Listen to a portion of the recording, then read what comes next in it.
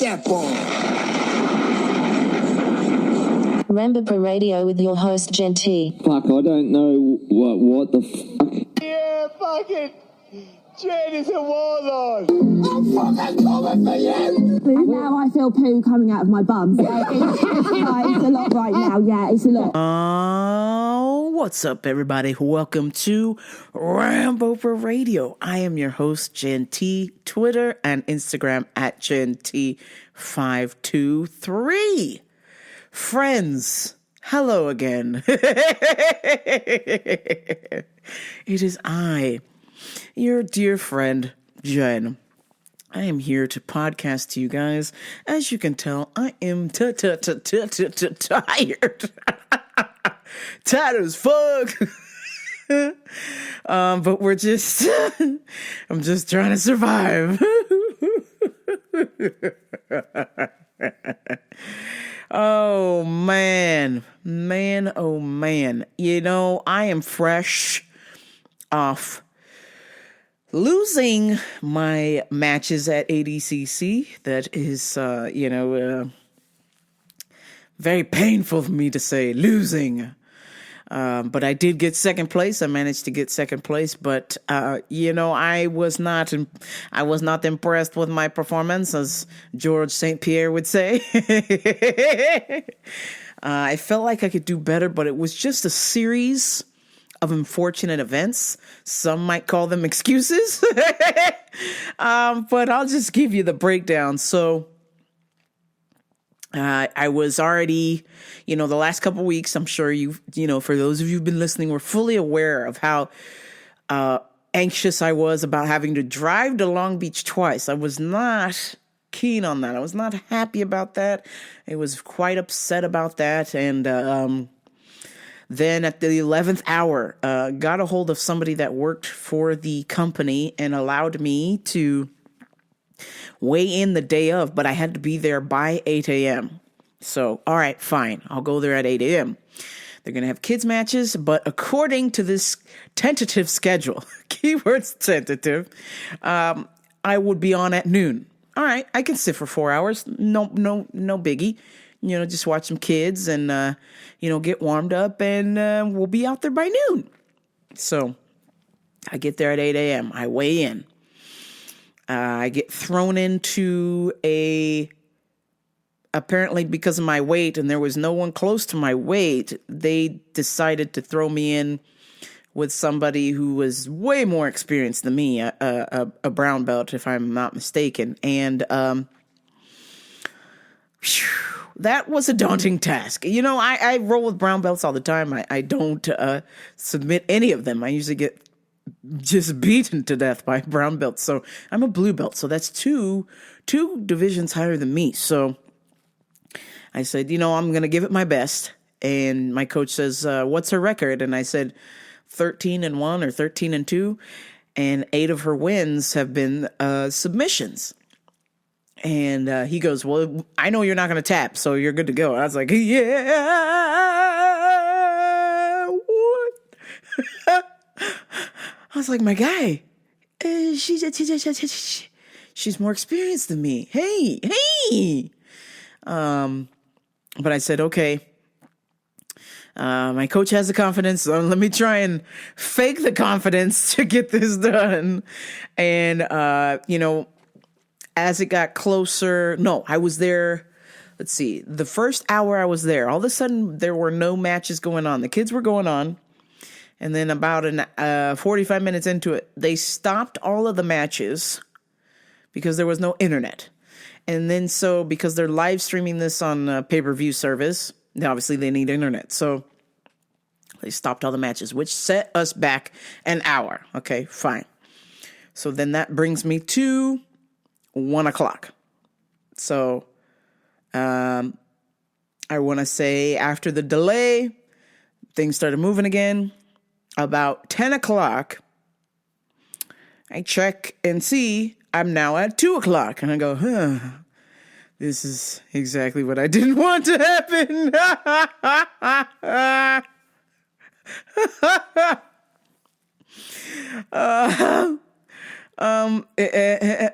It's been 2 hours into my originally 4-hour plan.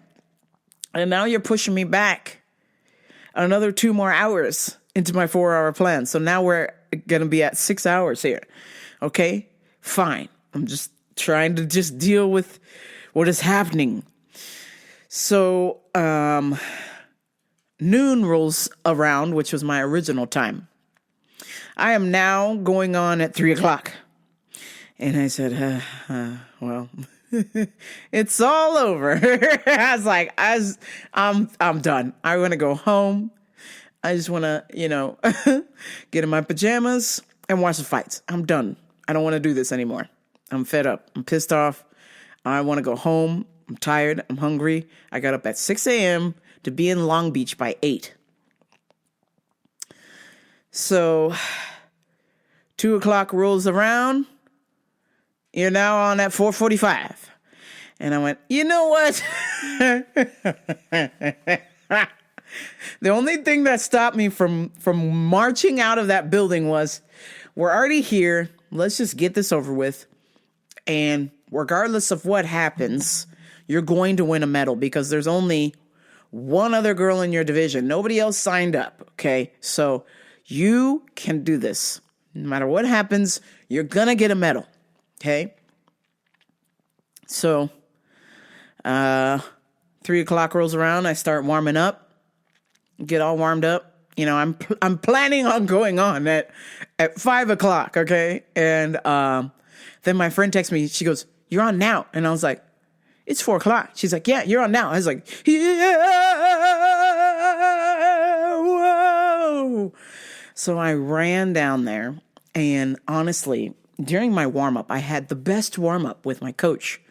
But I feel like because he, warmed me up so well that I gave away all my good moves in my warm-up. So by the time I got down to the mat to start competing, I said, "Oh, shit.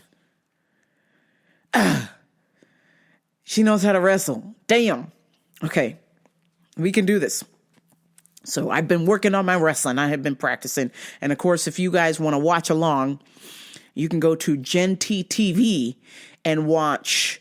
Both rounds are up on YouTube under ADCC Long Beach. And you can, fully watch along while I am explaining what's happening here. So we start off. I am desperately trying to get some sort of arm drag. I'm trying to collar tie with her. I'm trying to trip her. I'm trying to do all kinds of things. Mind you, I've got a good 60 pounds on this woman, and I could not take her down. I said, man, it's not working. It's not working. Nothing's working. But what I did do that was good was I was listening because I couldn't hear my coach because the acoustics in the Cal State Long Beach gym, as soon as you talk, the sound just falls in front of you. It was really something else. I think, you know what it was? Is because this place is in the shape of a pyramid. So the sound just dropped. The sound really didn't travel very far. So a lot of people were really having to yell at coach that day. And so for some reason, this lady's coach with this big, giant, burly, Paul Bunyan looking motherfucker yelling out, "Takedown! Give it a takedown!" So as soon as I heard him yell out takedown, I was like, oh, she's going to go for a takedown. Block it. Block, block, block, block, block. So I did my best to try and block her takedown. There was a bit of a scramble. I wasn't really too familiar with the rules as much as I should be, because I've been watching ADCC since 2018, 2019. So I should know. And what I didn't understand was the first 3 minutes is no points. You can wrestle, but you can also try and go for different submissions, and you're not going to lose points.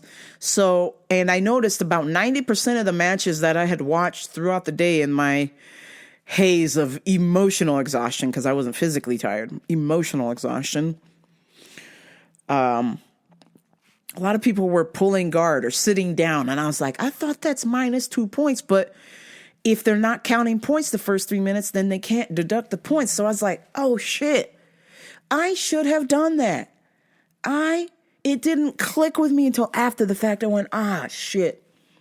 Because if I were to have pulled her down to the ground with me, there might have been some sort of scramble that I could have tried and created something out of, rather than trying to wrestle. And I don't know how to wrestle, and she does. So I was already starting off on a bad foot, if you could say so. And I could say that these last 4 months of trying to learn how to wrestle, and for those of you who don't know, I have a bad knee. My knee is, I am one leg kick away. I am one squat away from completely blowing out my knee. It's not the tendons. The bone is nearly compound fracturing out of my skin as we speak. I fell on crutches back in 2012, and I was already on crutches for my ankle, and I did not want to go back to the hospital for them to do surgery on my broken tibia that I have, which I probably should have just had them do the surgery because I was already on crutches anyway. So, but stubborn me, and also I had a weird boss back then who would shame me for taking any sort of time off. So I had 2 deaths in the family, and he threatened to fire me. Was in the hospital for emergency surgery, and they threatened to fire me again. So I was just like, yeah, I don't want to go back. So not knowing that is completely illegal, what they're doing.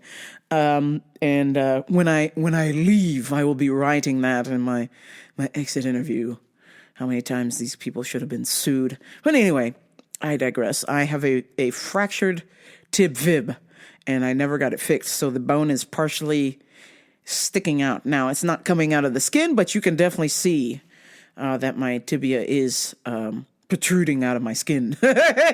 So I can't do some of the fancy wrestling moves because it requires you to be on your knees for a moment, or to dive onto your knees. And I can't do that. And a lot of times, because I'm so new to wrestling, I'm not even sure which side I need to be on so I can dive on my good knee and not my bad one. So I think I'm talking maybe the week of tournament, I figured out which leg needs to be in front so I don't dive on the bad knee. So a week before tournament, I figured out what knee needs to go down. But even then, I was too scared to do it because I was afraid that in the heat of the moment, the adrenaline's going, that I would dive on the wrong knee. So I said, just try and stay up. Just try and stay up. And so we were in a bit of a scramble. She ended up pinning me, getting the 3 points, but I got up and was able to almost get a reversal. Then she had my back. And then at one point, I'm not sure if it was in the first or the second round, I actually had gotten her back and was proceeding to choke her out, but she was very strong, very skilled, and but not stronger than me, folks. Let me tell you something. She was not stronger than me. She was strong, but she wasn't stronger than me. What made her stronger than me was just her sheer determination, because she's already experienced. She's got 8+ years of jiu-jitsu under her belt. I've got 3 and not a whole lot of tournaments. She's got a lot of tournaments under her belt. So the confidence sometimes is enough to just get you through, that, you know, you're already confident. You don't necessarily have to be the strong one, because I know for a fact in the second round, I could feel her body quitting, and I was just literally holding on to her neck and steering her wherever I wanted to go. But I just didn't know how to get under her, or is what they call in wrestling a duck under.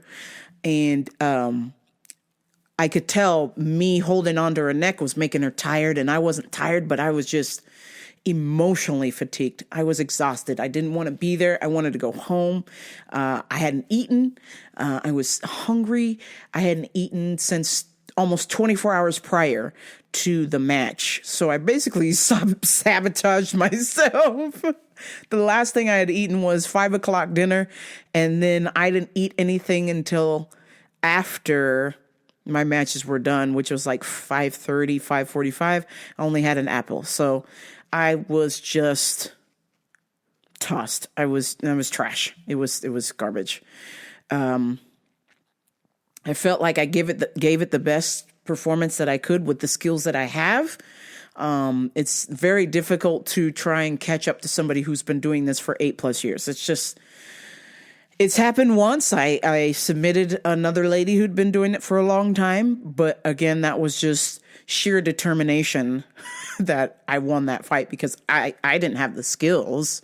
I don't believe that I had the skills. I was a white belt at the time. I had only been doing it for a year.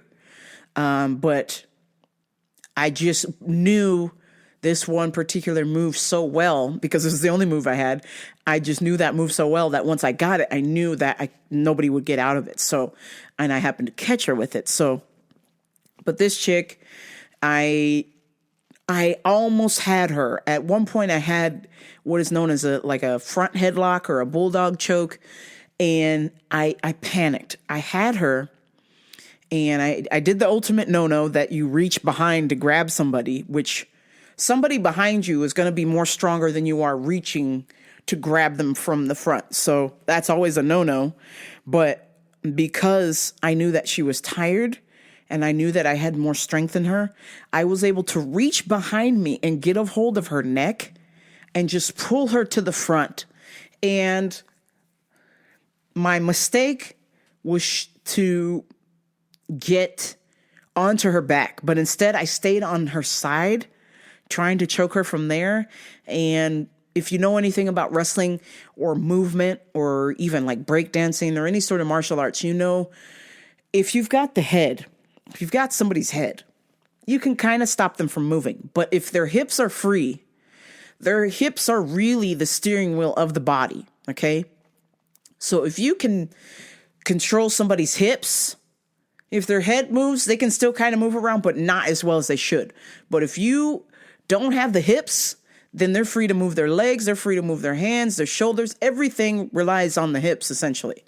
So I did not have control of her hips, and she was able to get out of it. But I learned some very valuable lessons that day. And, of course, my head still hurts because I was just trying to ram my head into her head. It's just so bad. She got 3 points or 6 points total. I got no points. I just, not one of my better performances, I could say, because when I'm in class and obviously my teammates some are going easy on me and they're letting me learn some things, I just feel more comfortable at my gym. And I don't know if I'm trying to figure out, maybe it doesn't translate. Maybe competing's not for me. I'm not sure.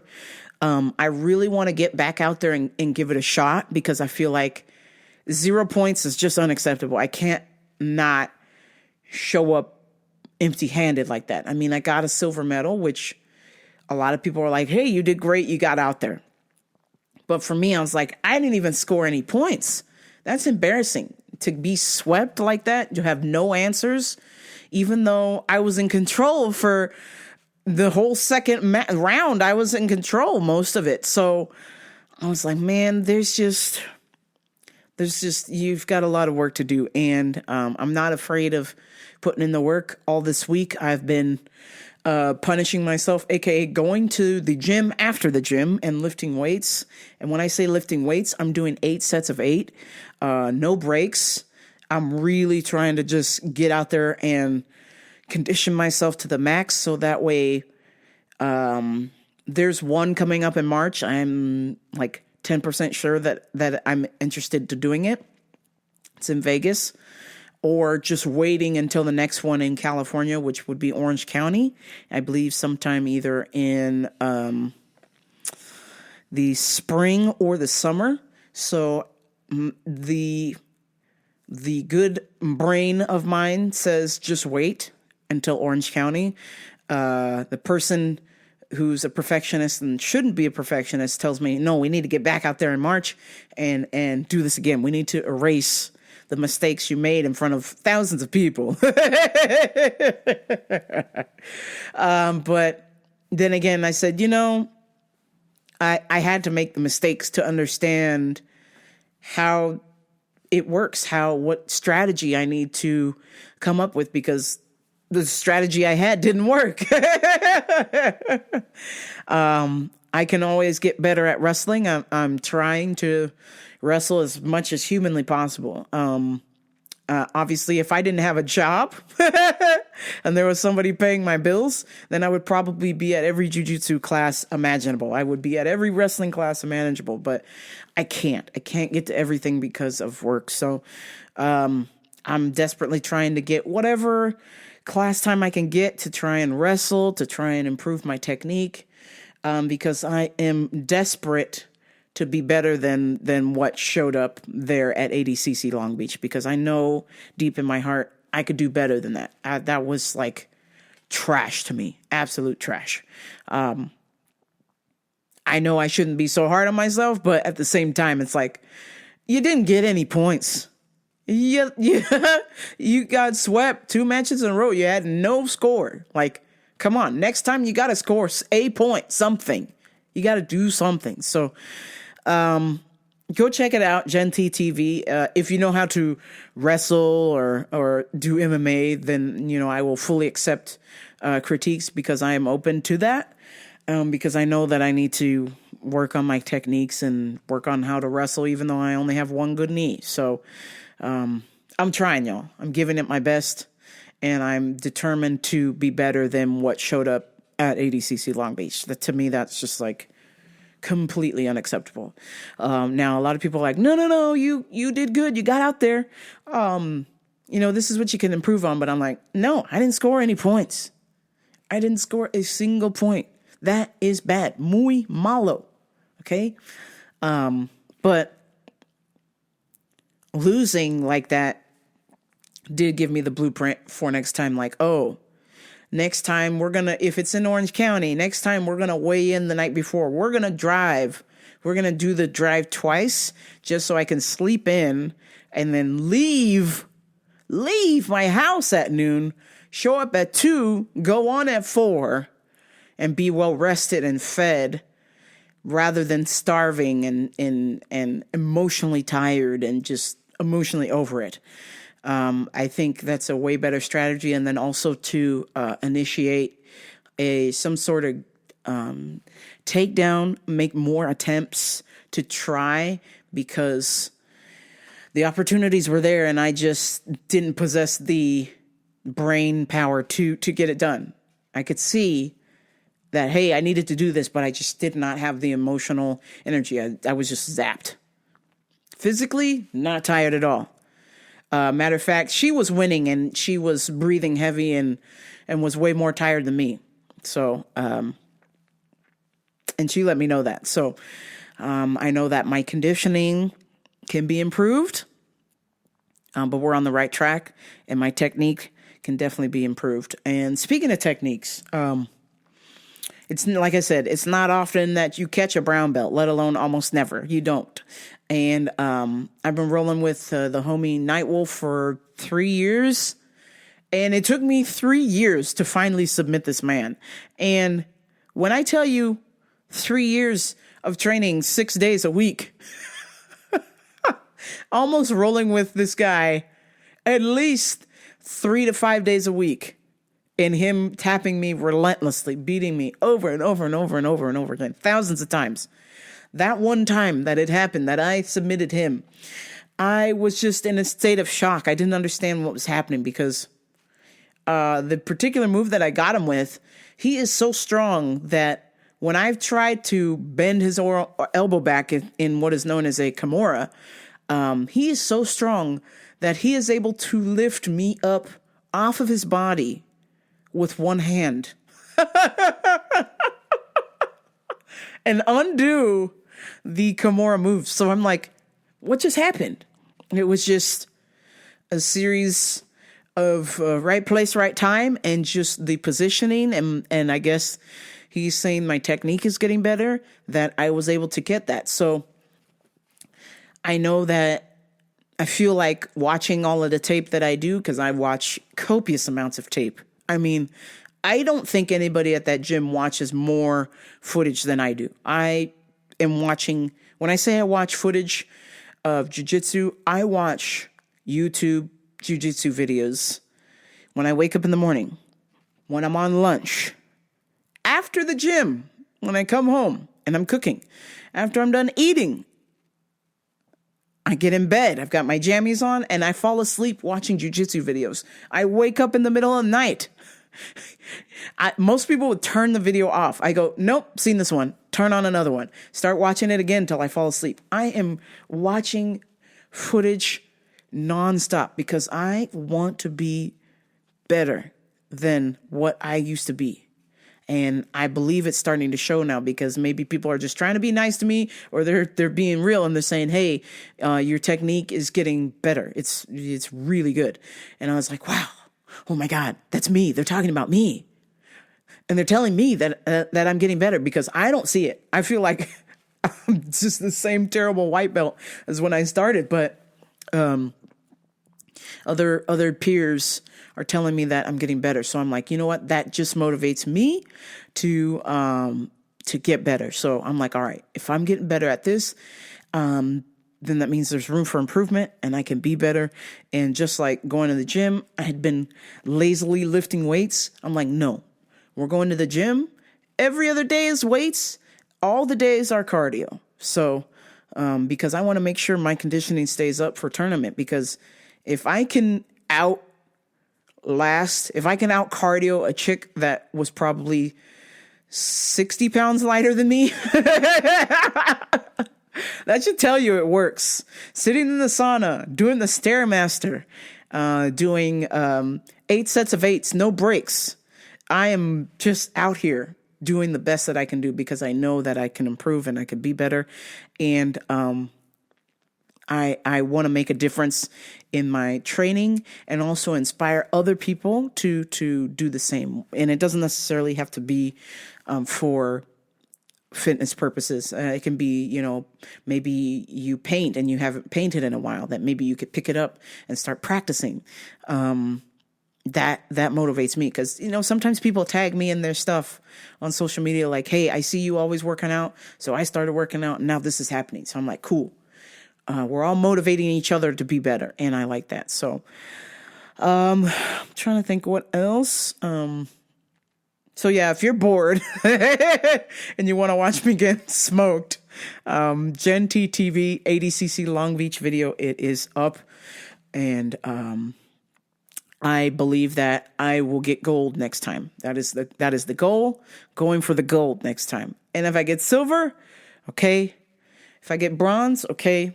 That's just what's in the cards, but I'm dying. I'm itching to get back out there and get another shot at the gold medal. Some current events. Man, whew. No UFC this week, so I'm just absolutely heartbroken. But I do have some shocking news coming from the world. This is just like so insane. I mean, I knew things were bad, but I didn't think it was this bad, y'all. Vince McMahon, WWE boss, slammed with sex trafficking suit by former WWE employee. Vince McMahon has been accused of sex trafficking by a former employee who also claimed the 78-year-old WWE boss defecated on her head during a threesome.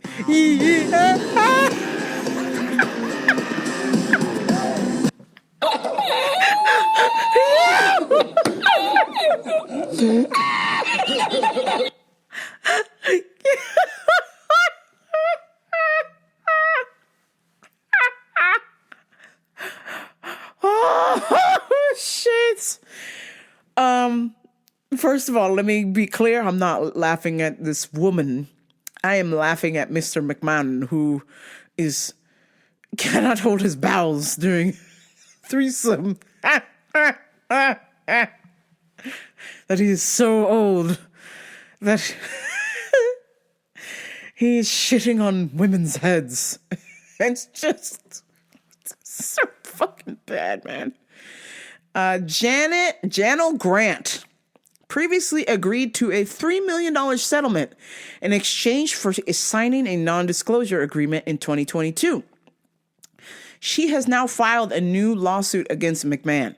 In the filing attained, Grant claims McMahon stopped making payments after the first initial $1 million installment, and she now seeks to void the non-disclosure agreement, which I am perfectly fine with. Listen, motherfucker. You sexually assaulted this woman, okay? You raped her. She had sex with this man on the pretense that it was related to her job. And so she slept with Vince McMahon thinking, this was job security, or she had to do this, and just, in complete shame or embarrassment, or she's afraid to tell anybody about the affair or what has happened here. I can't even say affair because that would require it to be consensual. And according to these text messages, they're not consensual at all. She was offered the $3 million to not tell Vince's wife, who was then at the time running for Senator of New York, Linda McMahon. So she was offered this $3 million to keep quiet. And so, hey, if you're going to give this girl $3 million, okay, you've traumatized her. First of all, to me, there's no amount of money that could pay off sexual trauma. Sorry, that's not going to happen. But she agreed to it for whatever reason. I'm sure she's afraid, and Vince McMahon's a pretty powerful guy. So she agreed to this money, okay? You only paid her the $1 million and then you stopped paying, you piece of shit. You son of a bitch. Vince, you bastard. You sexually assaulted this woman. And then, you made her sign this NDA so she wouldn't take you to court. She wouldn't release this information to the public. So if she signs this, y'all had a deal. You need to pay the woman the money, okay? But because this guy's an arsehole, he pays her half the money and then doesn't pay the rest. Okay, well, then that voids their agreement. Now she's speaking out. And good for her, because quite frankly, she should have said something in the beginning. Obviously, she might have not feeling comfortable at the time, but fuck it. This guy's sexually assaulting you and then passing you around to other WWE management. Ugh. Blech. And they're all a bunch of old ass dudes. Oh my God. Ugh. Grant claims she suffered bruising and bleeding after Vince McMahon penetrated her with sex toys, which he had named after his wrestlers.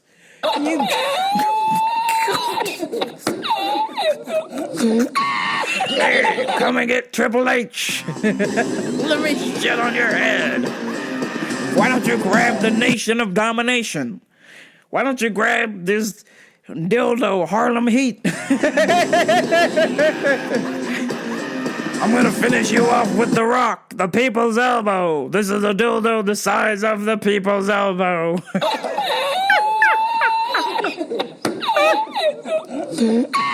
Last but not least, before I pass you to my friend, go get Andre the Giant.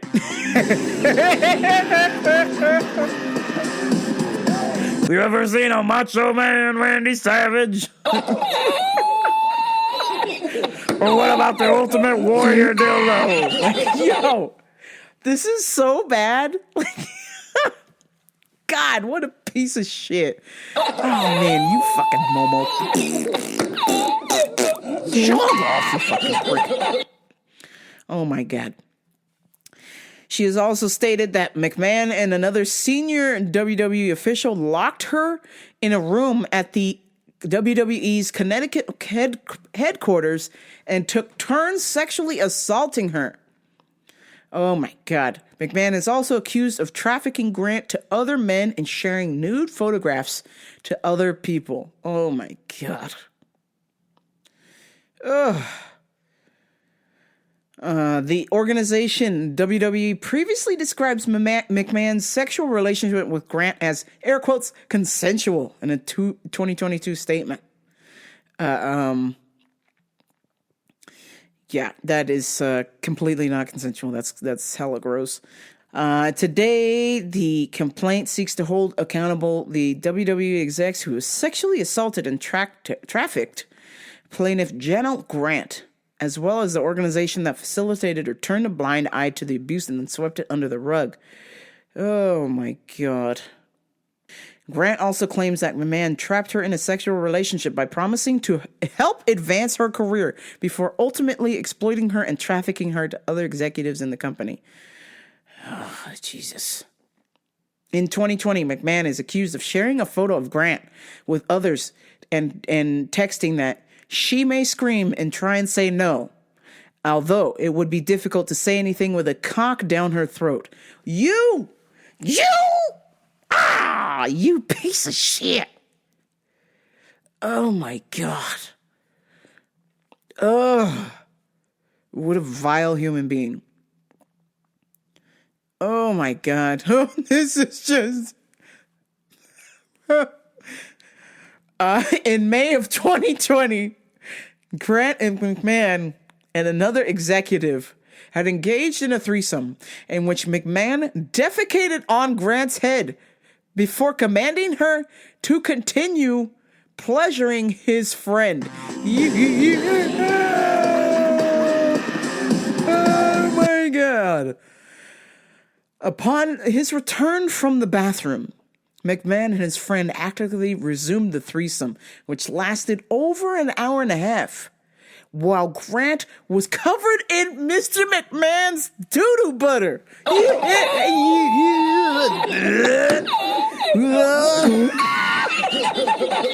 this is... Oh my God. When Vince McMahon's friend left, McMahon ordered her to continue to blow him while she had doo-doo butter on her head. Oh my God. This is so fucking bad, man. Oh my God. Oh man.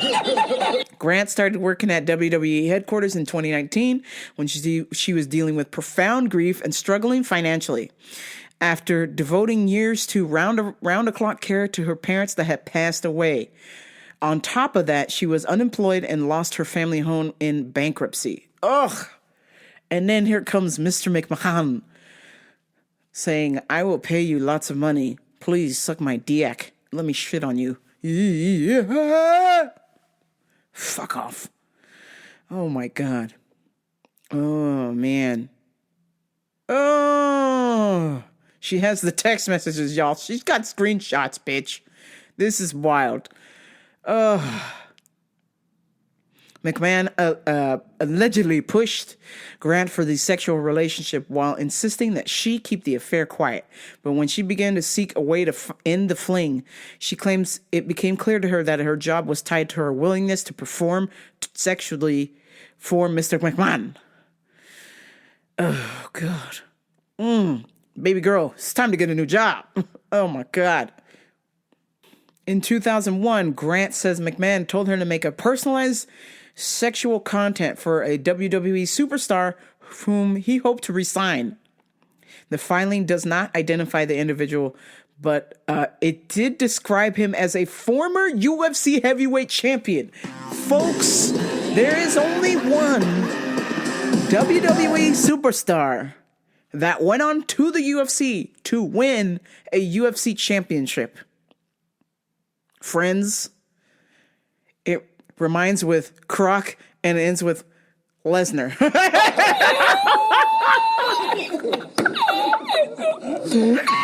Allegedly. Oh my God.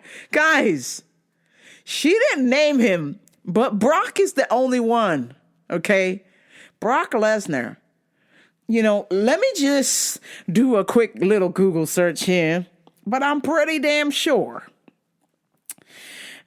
Did Brock? He sure did.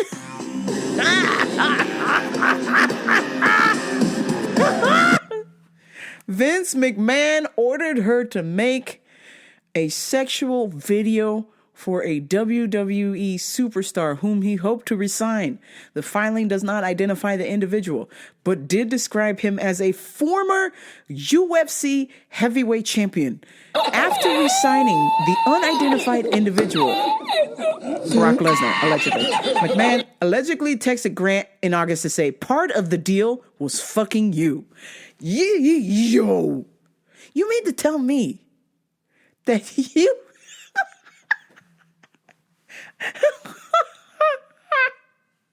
Oh my God. Okay, I'm going to end with allegedly. I don't know what's going on here, but it looks like Detective Chief Inspector Ramboper has unearthed this unnamed superstar. This might have to go on the gram, because I need my internet sleuths to figure out who is this unidentified superstar that was made sexual videos and was allegedly promised to bone if he signed for WWE. Like, hey man, listen, it's Vince McMahon. Listen, a part of your coming back to WWE, you get to fuck my secretary, who's not even attractive. Like, what? Oh, your wife is like 10 times hotter than this lady. How is this part of a deal? What the fuck? Yo, y'all are some sick motherfuckers, man. This is wild. Let's see. McMahon abruptly distanced himself from Grant when his wife, former U.S. Senate candidate Linda McMahon, became aware of the affair. Oh, Lord. McMahon then allegedly pressured Grant to remain quiet about the affair, warning her that Linda would seek a divorce. Oh, my God. McMahon then allegedly told Grant that someone identified as in the filing as a WWE corporate officer would help her find employment elsewhere while instructing her to sign a non-disclosure agreement. Oh my God. Ooh. Grant left the company in early 2022 and received her first $1 million payout of the $3 million in the NDA agreement. However, Grant says she was forced to perform one last sexual act with McMahon when they met at his condo soon thereafter. Oh my God, this is so fucking bad. The filing added, as Mrs. Grant knelt on the hard floor a few feet away from the front door, McMahon opened his robe and ordered her to eat him. McMahon grabbed the back of Miss Grant's head and slammed her face in his crotch until she gagged and pushed him away, and telling him to stop and that she couldn't breathe. Grant says she never saw McMahon again after the violent sexual encounter. Yeah. Oh my God. Holy shit. This is so fucking bad, y'all. God damn. And then, of course, today's Saturday, I opened up the Twitter to see that Mr. McMahon is retiring after these allegations are all over the place. This is it, man. This is the one and done. This was the 1-2 knockout. And I think Detective Chief Inspector Rambopra, DCI Rambopra, has figured out who the unnamed wrestler is, because there's only one. There is only one former UFC heavyweight champion that went over to WWE, went from WWE to UFC. Okay. So I think I have figured out that this is indeed talking about Brock Lesnar, but allegedly, of course. Man, what a piece of shit. And this is like, I'm not joking. So this news broke Thursday or Friday? Tuesday. WWE signed some kind of crazy multi-million-dollar deal to get the rights to have Raw on Netflix. I wonder if this is going to put that deal in jeopardy now, because holy shit, this fucking guy shitting on people's heads, telling people to eat me. Holy shit, man. Wild. Just absolutely just bad stuff. Go ahead and get Ultimate Warrior. Get the Ultimate Warrior butt plug. Oh my God. Ew. Ugh. Oh my God. Shit. Yeah, fucking Momo. God damn. I mean, I always had a feeling this guy was a piece of shit, you know?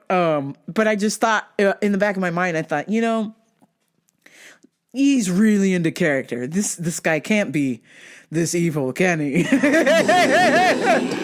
Oh, but he is. And then you got to check out the article with him and his half-grown Dirty Sanchez mustache. It all makes sense now. Oh my days, just fucking bad stuff, man. Bad, terrible human being. You know, that lady should come sign up for my self-defense seminar. Okay, somebody tries to force their DX in your mouth, bite down, sweets, bite down. Let his ass bleed out. Bite the whole cucumber off. If somebody tries to shit on you, you scoop up that shit and put it back in their mouth. So disgusting. Oh, man. I would have called the cops right then and there. I mean, you can't continue to have sex with somebody while you're covered in someone else's doo-doo. Ah, vile. Vile. Mr. McMahon is now the Scatman.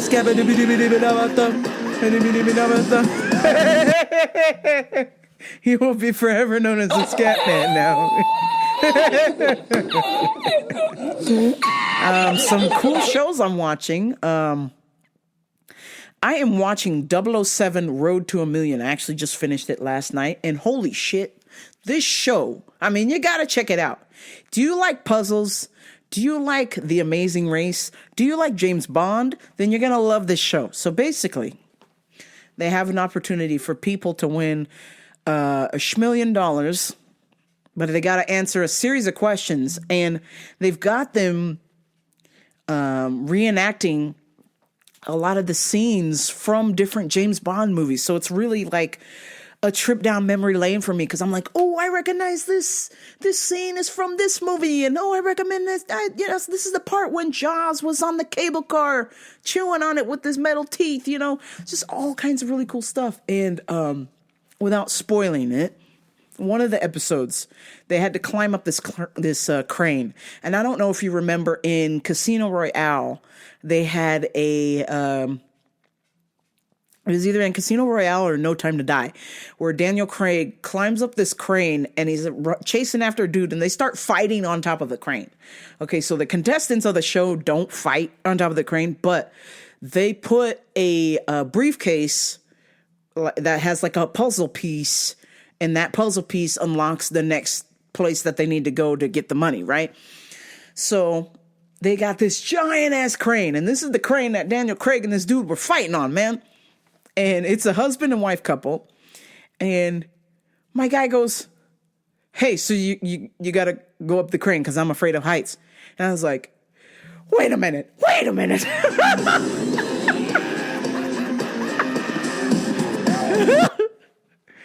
You mean you're going to send your lady 6 stories up in the air and then another 4 stories across? Because this thing's like 6 stories up in the air and then 4 stories across, stretching out. And the briefcase is at the end of the scaffolding. I'm like, wait a minute. And she's like, hey, I'm afraid of heights too. And he's like, yeah, but I'm more afraid of heights than you are. So I'm going to need you to get up there. And I was just like, oh my God. Oh my God. This fucking guy basically sacrificed his wife to go climb up this big ass crane with the winds and shit to get their puzzle piece. And I'm like, yo, this guy's an asshole. And then there was like another point where their puzzle piece was tied to a tree, and this tree was inside of an alligator pen, and there was like alligators and shit in there. And the husband goes, so I'll tell you what, I'll throw the meat to distract them, and then you run in there and get the briefcase. And she's like, what? And I'm like, what? I was like, yo, what the hell's the matter with you, hubby? Like, you're making your girl do all the work. You got to step up to the plate. This is the time. to be a man. You know, you have a chrum, you have a penis. You're not one of these pots and pans. You're a real ass biological man. And there's a pit of crocodiles that you gotta jump in to go get your puzzle piece. You should go do it. And besides, it's a TV show. You think this TV show would be around a long time if they just let people get eaten by crocodiles? Come on. So he sends his fucking wife. Anyway, like they're arguing back and forth. And he's like, we don't have a whole lot of time. I'm going to throw the chicken. And then when they go eat the chicken, you go run in there. 3, 2, 1, go. And then he just throws the chicken. And she's like, oh, man. So I was like, man, this guy sucks. They're going to get a divorce when they get home. Oh, man. But they got like these teams. Like there's a husband and wife team. There's best friends. There's brothers. There's a dad and a son. It's a really cool show. I highly recommend. It's on Amazon Prime. And like I said, they're all hunting for different puzzle pieces to get them to this $1 million prize. And it's all over the world. They have all of these. They took them to all of the places that they filmed. Pretty much every single James Bond on location place that they could go to other than like Turkmenistan or some shit. The fucking Baltic Sea or whatever the fuck they went to in GoldenEye. Seven Eye. They ain't going to Russia, Jack. But they went to some pretty sketchy places, man. They went to like some really, really poor town in Brazil called Manaus. And I was like, yo, everybody knows, unless you're from Manaus, like that ain't like a touristy spot. Like you about to get mugged, barbecued, chopped up. So I was like really shocked, but I was like, they probably got like a security team with them filming and shit. And they're probably like, hey, if you kill these people on camera, like we're gonna fucking bomb your shit. They were in like fucking Istanbul. They went to Jamaica. They were like in Ocho Rios. They went to the GoldenEye house. They went to St. Elizabeth. They went to all of these sketchy ass Jamaican non-touristy towns. Because man, Jamaica right now, if you ain't from there and they can tell, they gonna rob your ass straight up. Jamaica's super sketch right now. So yeah, I was like really shocked. I was like, wow. These people were like broad daylight, white people running around Jamaica looking for a puzzle piece. Nobody robbed them. That's kind of crazy. Everybody was friendly. But I highly recommend 007, The Road to $1 Million. One of the bad guys is hosting it. The dude that was General Stryker in X-Men. He's the host of the show. So, and obviously he talks to them remotely via cameras and walkie-talkies and stuff, but he's not always helpful. A lot of times he's setting them up for a booby trap so they don't get the puzzle piece or that they don't get the question right, so he doesn't have to pay them the $1 million. So it's a really cool show. I highly recommend. I am just about done with Breaking Point. Excellent tennis show. My man's was serving 149 miles per hour serves. I mean, how do you even get a racket to return that? Doesn't the ball just melt through the racket? 149 miles per hour? I mean, that's insane. That's got to be a record, right? Let me see what the record is for the fastest serve. I need answers because I'm like, damn. There ain't nobody returning that tennis ball, that's for sure. Fastest. The fastest serve in the world is 236 kilometers per hour. I need English. Come on. What is that in miles? Oh, it is 163.4. Holy shit. That is preposterous, people. 163 miles an hour. That's faster than a Ducati bike. You understand? Like, maxed out, 6th gear, full throttle, and the tennis ball goes flying by. That is insane. I just have an even more deeper appreciation for tennis. And I believe they just finished Australian Open recently. And Sabalenka won. She beat my Coco. I love my Coco. Coco. I'm in love with the Coco. But no, Sabalenka needed to win because, man, they're coming at her hard because there's some kind of weird, I don't know if it's true, but it kind of seems like it is. Everybody that does the tennis show Breaking Point, there's like some weird like Netflix curse. like they lose. And so Sabalenka was on a huge losing streak. So I'm glad she got the dub. But yeah, that's all I've got for you this week, folks. I am going to lie down because I am exhausted. Because I'm definitely punishing myself by going to the gym twice a day now. I'm desperately trying to improve. And in order to improve, I got to put in the work. I'm just not too keen on going to the gym twice a day, but I feel like the results will show. But I also am slowly reminding myself that I need to rest as well, too. So weights every other day, cardio 6 days, jiu-jitsu 6 days. I think by the time Orange County rolls around, I will be a superstar.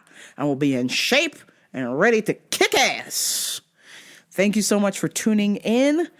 Rambo per Radio, RamboPerRadio.com. Tell a friend, of course, but only if they're cool. We only like cool kids here. You know what I'm saying? Damn. February is going to be the top secret drop I've got coming. I will just tell you guys, something special is on the works for RamboPerRadio.com, and I hope you like it, because I'm definitely going to buy one. A top secret tee is going to drop in the month of February. I want to say I should have it done either next weekend or the following week. No, because I need this shirt to be done for Valentine's Day. So let me see. How much time do I have? Holy shit, to get to you? Fuck, that means I need to drop the t-shirt this motherfucking week, okay? So February 1st, I will have the exclusive Rambo per Radio Valentine's Day t-shirt. I can't wait for you guys to see this filth. It's so bad. It's so bad. Depending on how many people buy it, I'll decide if I'm going to keep it in the shop or not. But I'm keeping it long enough for me to buy one, that's for sure. So thank you so much for tuning in, y'all. I appreciate every single one of you that listens. All right, that's going to do it for me, folks. I will talk to y'all next week. But until next time, this is Rambo per Radio. I'm out. Peace.